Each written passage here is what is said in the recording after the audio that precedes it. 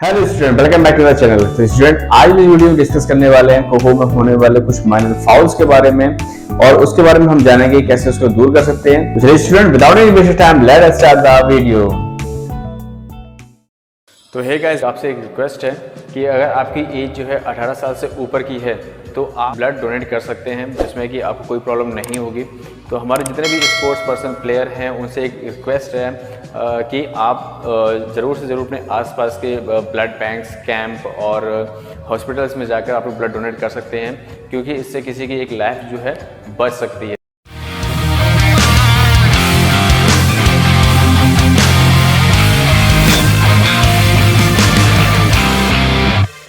तो स्टूडेंट, सबसे पहले बता दूं आपको कि जो खो गेम खेलते हैं उसमें कुछ माइनर से आप जब फाउल कर देते हैं तो उसमें आपका टाइम टेकिंग बढ़ जाती है और उसमें आपके फाउल होने की वजह से आपका जो टारगेट होता है वो अचीव नहीं हो पाता है।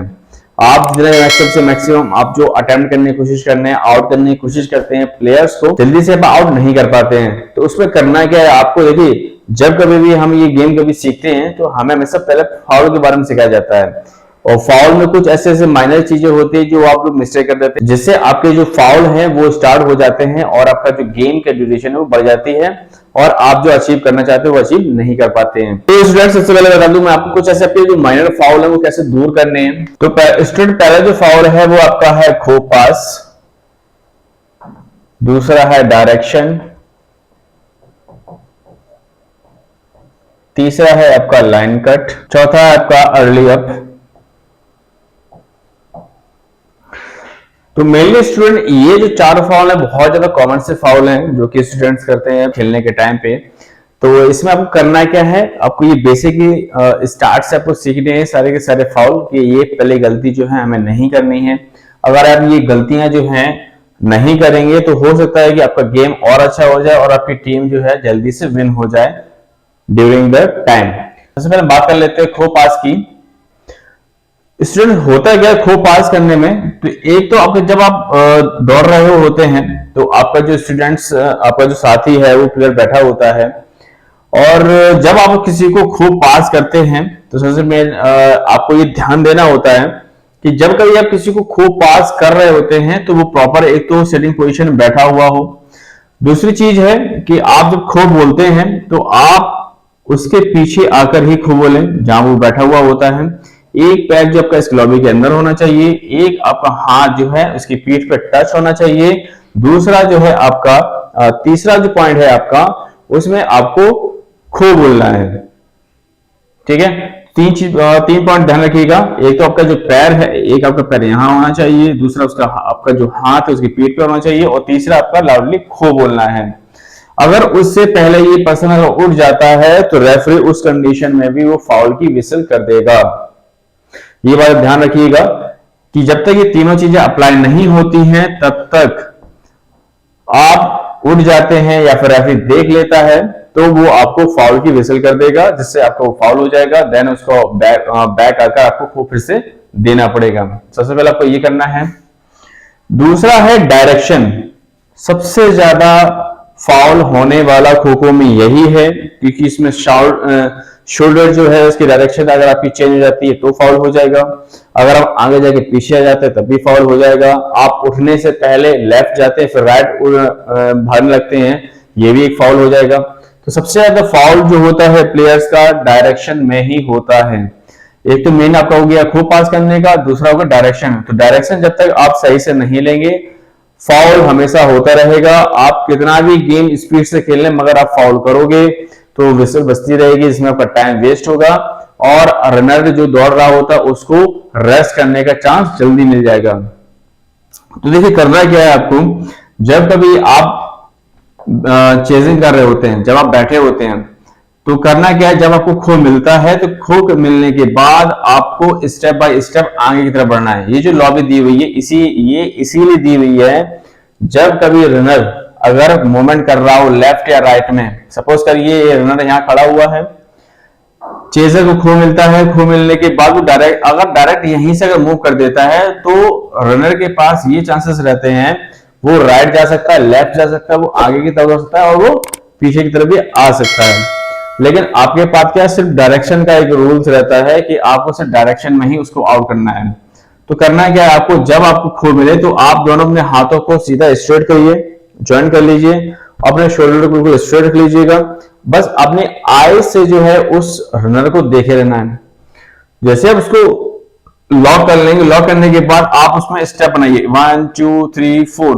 जैसे ही वो आपके नियरेस्ट आने की कोशिश करता है, कहने का मतलब ये, अगर कोई ये मूवमेंट नहीं करना है, अगर ये कोई मूवमेंट नहीं कर रहा है तो आप स्टेप लीजिए उसकी तरफ जाने के लिए। आप डायरेक्टली यहां से मूव मत करिए। अगर यहां से अगर मूव करोगे तो ये क्या करेगा, वो लेफ्ट राइट भाग जाएगा, क्योंकि आप एक ही डायरेक्शन में जा रहे हो। आप पीछे तो आ नहीं सकते हो, या फिर आप राइट तो जा सकते हो लेकिन लेफ्ट नहीं आ सकते हो।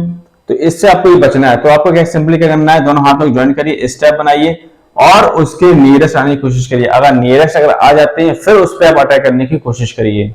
अगर नहीं अगर हो रहा है तो उसको छोड़ दीजिए, तुरंत आप आके अपने बगल वाले को आके पास कर दीजिए। ध्यान रखिएगा डायरेक्शन बहुत जरूरी है। अगर आपने डायरेक्शन चेंज कर देते हो तो दिक्कत पैदा होती है। और एक चीज ध्यान रखिएगा, जब कभी खो मिलता है, अगर आप राइट साइड मूव कर जा रहे हैं तो आपको राइट साइड ही आप किधर भी मूव कर सकते हो, आप किसी साइड भी मूव कर सकते हो। ध्यान रखिएगा इसमें आपको पीछे पलट के नहीं देखना है। अगर दौड़ रहे हैं, दौड़ते समय अगर पीछे मुड़ के देख रहे हैं तो ये फाउल होता है।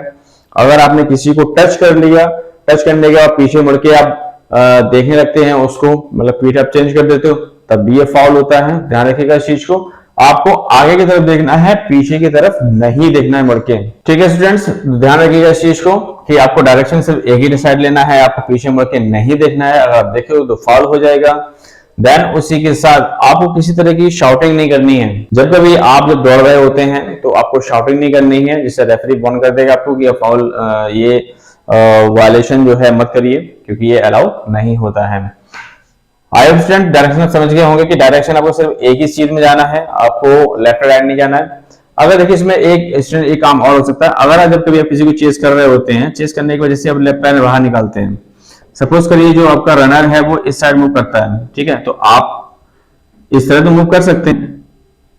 ठीक है, जब कभी ऐसे क्या होता है कि जैसे रनर जो होता है, रनर जो इस साइड मूव कर रहा है, तो आपका पहले पोजीशन आपकी यहां पर थी, आप यहां आ गए, तो आप जो है उसकी तरफ चेस डायरेक्ट ऐसे कर सकते हैं।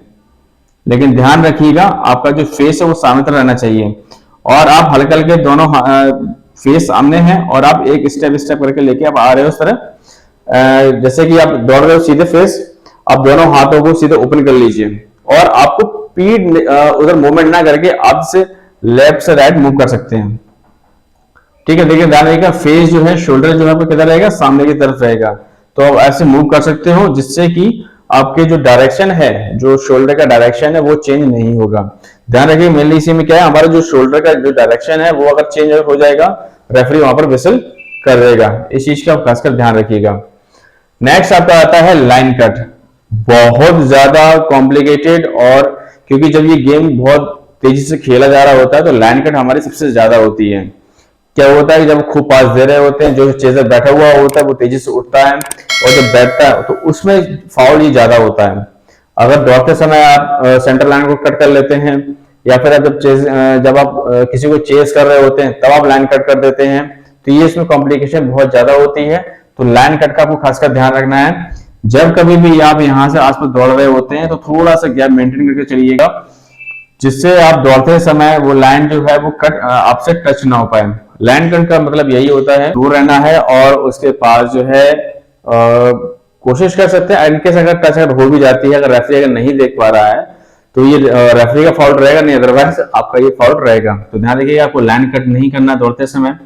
नेक्स्ट आपका अर्ली अप। आपका जो अर्ली अप है, देखिए उसमें होता क्या है कि अर्ली अप जैसे मान के चलिए आपका जो एक्टिव चेजर है दौड़ता हुआ आ रहा है, ठीक है, आपको ये लग रहा है कि बस खो देने ही वाला है, मगर वो उसको टच कर नहीं पाता है, पैर उसके पीछे आ नहीं पाता है, हाथ से टच हो नहीं पाता है, और वो खो नहीं बोल पाता है। तो उस वो कंडीशन में होता है कि जो बैठा हुआ चेजर होता है, जो रिलैक्स चेजर होता है, वो तेजी से उड़ जाता है, और उड़ जाने के बाद मूवमेंट करने लगता है। तो रेफरी जो है उस कंडीशन में भी वो आपको फाउल दे देगा। तो आपको ये कोशिश करनी है कि प्रॉपर जो हमने तरीके बताए हैं आपको वो अच्छे से जान लें, अदरवाइज फिर आपके फाउल्स नहीं होंगे। नहीं तो आप क्या करेंगे, पूरा गेम तो खेलेंगे, आप पूरा स्पीड से खेल रहे हैं, आपने पूरा एनर्जी लगा रहे हैं, एफर्ट डाला है, लेकिन अगर ये जो मेनली ये फाउल्स अगर ये अगर हो जा रहे हैं तो इससे प्रॉब्लम फिर आपको होगी, क्योंकि कंटिन्यूअसली विसल बजती रहेगी। क्योंकि खो खो एक ऐसा गेम है जिसमें फाउल सबसे ज्यादा होते हैं। आप उसमें, क्योंकि इसमें बहुत से मायने मायने से पॉइंट्स ऐसे रह जाते हैं जिससे कि फॉल्स होने के चांसेस बहुत ज्यादा होते हैं, तो ये चीजें समझनी है आपको। अगर मेनली ये कुछ चीजें फॉल्स हैं, अगर आप अच्छे से डिस्कस कर लेते हैं, समझ लेते हैं, तो ये आपको आसानी रहेगी आपको गेम को खेलने के लिए। तो स्टूडेंट्स ये कुछ है मेन फॉल्स के बारे में बता दिया मैंने आपको, बाकी और वीडियो में बताऊंगा क्योंकि वीडियो बहुत लंबा होता जा रहा है। बाकी अगर कोई कमेंट है इस फॉल्स से रिलेटेड, कुछ आपको जानना है, तो आप कमेंट सेक्शन में जाके कमेंट कर सकते हैं, इसका रिप्लाई आपको दिया जाएगा। Thank you guys.